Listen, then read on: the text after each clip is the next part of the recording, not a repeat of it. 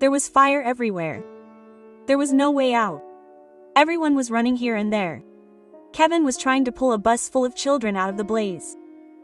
Now, will he succeed in this mission? Let's find out. The story begins in November 2018. We meet Kevin, the main character and a driver. His day was a normal one, like any other. He worked as a bus driver at a school, earning a meager salary, making it difficult to make ends meet. Kevin has a mother and a son who defies him. Kevin tries to convince him to go to school, but he refuses to listen. Kevin doesn't understand what to do with his son. He also has a dog. He discovers that the dog is also sick, and he takes him to the hospital. He thought that when trouble strikes, it comes from all sides. The man is in dire straits, but he refuses to give up. The next day, he goes back to school, where he picks up the children and drops them off. The city is Paradise, California, where the weather is typically dry and hot. High above the mountains, we see power lines. A short circuit occurs in one of the wires, causing sparks to fall onto the grass. Because the weather was dry, the grass had also dried up. A fire ignites within the grass. This fire rapidly moves towards the forest, where the entire town of Paradise is located. Those inside the city are unaware of the impending danger. Kevin drops the children off at school, and then has to take his bus to the garage to get it repaired. By then, the forest fire has spread widely. Some police officers spot the fire and immediately alert the fire brigade. The fire brigade arrives, but they discover that the fire is burning high up the mountain, making it difficult to reach. They remain undeterred and attempt to reach the mountain using another route. However, some workers become trapped in the blaze. We also see Kevin, who was driving the school bus to the garage. He had no idea about the fire yet. He receives a call from his mother at home. She says, "Your son is vomiting and needs to be taken to the hospital." Kevin says, "There's no need to worry. I have a bus and I'm getting medicine from a medical store." Quote. So, instead of heading to the garage, he heads straight for the medical store, as he also needs to save his son. Standing inside the city, the smoke was clearly visible. They realized that the wind was blowing in their direction, meaning the fire would reach the city very quickly. The police gather and try to figure out how the fire started. Because forest fires in America are a common occurrence. But a fire this intense wasn't normal. Some small fires are quickly brought under control. But the fire in this area wasn't yet under control. The police discovered that there are power lines nearby. When the sparks of the fire ignited and the winds were strong, the electricity hadn't been turned off, causing the fire. Quickly, some people from the electricity department arrive. The fire brigade personnel become furious, saying, "You didn't know there was such a strong wind. You should have cut off the power." Quote. Following the fire brigade's advice, the department personnel turn off all the electricity, knowing that such incidents could happen more often. Then we see an FBI officer who tells the fire brigade, "I'm trapped in a fire. But there are some houses here that are on fire and need help." Quote. That's why he personally helps people there. These were the houses surrounding the forest. So he picks up some people in his own vehicle and takes them away, saving their lives. The fire brigade realizes that the fire has been burning for a long time. It's spreading far and wide, encompassing at least a 5-kilometer area. Kevin also receives a call from his boss. She says, "If the bus has been repaired in the garage, bring it in quickly, because she'll be letting the kids out early today." But Kevin hadn't even taken his bus to the garage. He was heading home with medicines. Even the fire brigade vehicles can't reach such heights, which is why small helicopters and planes are used. These planes fill the forest with water and spray it to control the fire. However, controlling such a strong fire seemed extremely difficult. The fire continued to grow, and firefighters called for more helicopters, as it was impossible to extinguish it by ground. An FBI officer was escaping the forest, saving some lives, but the fire surrounded him. He realized he couldn't escape.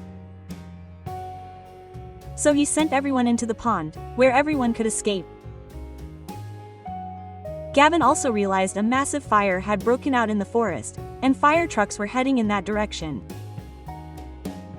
He spoke to his son, telling him, "I'll be there soon, no matter what." He told him, "Don't leave the house, no matter what." The children were inside the school, and they could see the smoke from the windows. They also realized there was a fire somewhere. There was also a teacher named Mary. She gathered the children together and told them to sit down. Many parents had come to the school to pick up their children, fearing they might get lost. However, there were still many parents who hadn't been able to reach their children, totaling 22. Kevin receives a call from his wife. It turns out he doesn't live with her. His wife also learns that something has happened to her son. She tells Kevin, "There's no need to go to our son. I'll pick him up from his house." Quote. Meanwhile, a worker inside the school tells all the drivers who have an empty bus to go to the school and pick up the children, as there are still 22 children there. Their parents haven't been able to reach them. But no bus driver responds. Only Kevin, who had come near the school, responds, saying, "I'll be there very soon. I'll rescue the children." Quote. So Kevin quickly drives his bus from this place to the school. He has to rescue the children and take them to Chiku, an empty space. Kevin quickly arrives at the school and loads all the children onto his bus.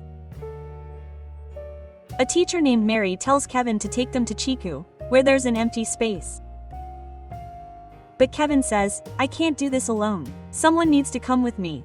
Quote. Mary says, "Okay, I'll go with you." So Mary gets on the bus with the children, and they leave. The children have also settled comfortably into their seats. The police and fire brigade are busy extinguishing the fire, becoming extremely tense due to the growing blaze. The bus Kevin was driving also gets stuck in a traffic jam.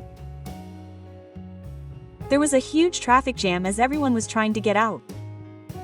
Due to this, all the vehicles suddenly came to the highway, creating a traffic jam.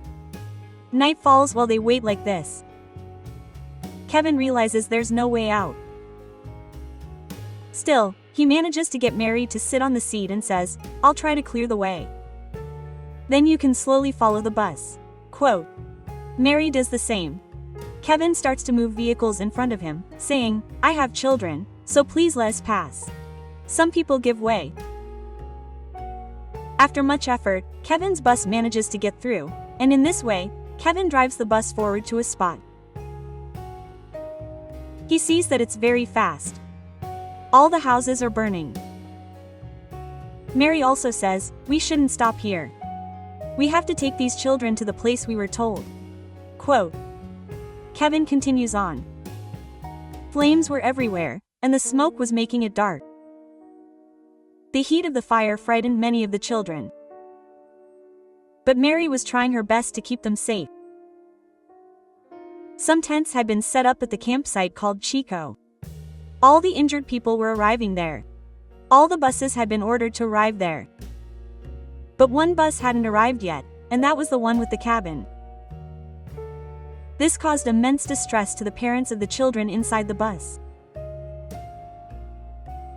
Kevin, driving the bus, couldn't see anything ahead, but he managed to steer the bus with alacrity.